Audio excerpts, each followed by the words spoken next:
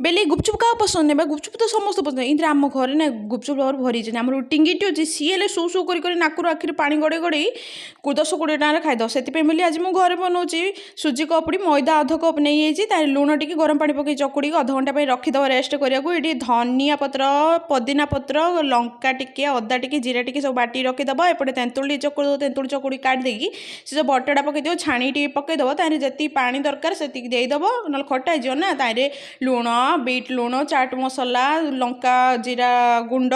तापर कौन पिज टिके लिंबू टिके धनिया पत्र पुदीना पत्र सब पकापकी करदब गोल रखीदब हो पानी देखला तो लाल भारी पड़े तापर पूरी छाणीदब एपटे आलू टिके सिझे रखीदी ताइरे